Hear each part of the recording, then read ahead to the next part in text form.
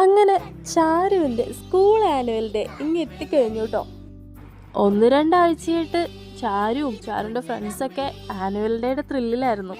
എല്ലാവരും ഡാൻസിനും പാട്ടിനും ഓരോ പ്രോഗ്രാമിനൊക്കെ ഉണ്ടല്ലോ, അതിൻ്റെ പ്രാക്ടീസൊക്കെ ആയിട്ട് അങ്ങനെ തകർത്ത് നടക്കുമായിരുന്നു.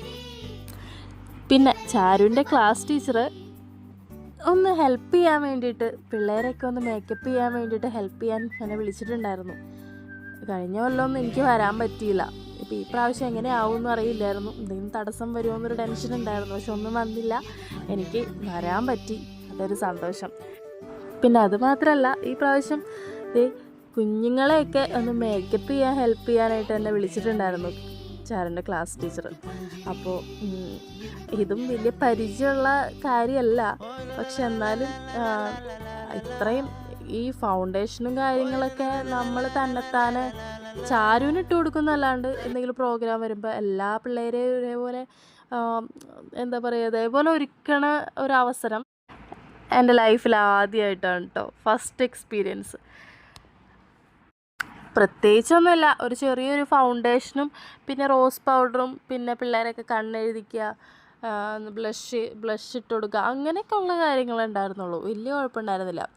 അത് ഇവർ ഡാൻസ് പ്രോഗ്രാമിനായതുകൊണ്ട് കുറച്ച് കട്ടിക്ക് ഇട്ട് കൊടുക്കണമല്ലോ, അങ്ങനെയൊന്നും എനിക്ക് അറിയില്ലായിരുന്നു. എന്നാലും എനിക്ക് അറിയുന്നത് പോലെയൊക്കെ ഞാൻ ചെയ്തു. പിള്ളേരൊക്കെ ഭയങ്കര എക്സൈറ്റ്മെൻറ്റിലാണ് കേട്ടോ. പിള്ളേർക്ക് പിന്നെ പ്രത്യേകിച്ച് പെൺകുട്ടികൾക്ക് പൊതുവേ ഭയങ്കര ഇഷ്ടമുള്ള കൂട്ടത്തിലല്ലേ. അപ്പോൾ എല്ലാവരും എന്താ പറയുക, അടുത്തത് എന്നെ ചെയ്യോ ആൻറ്റി, അടുത്തത് എന്നെ ചെയ്യോ എന്ന് പറഞ്ഞിട്ട് വരിയായിട്ട് നിൽക്കുന്നുണ്ട് കേട്ടോ അവിടെ ബാക്കിൽ.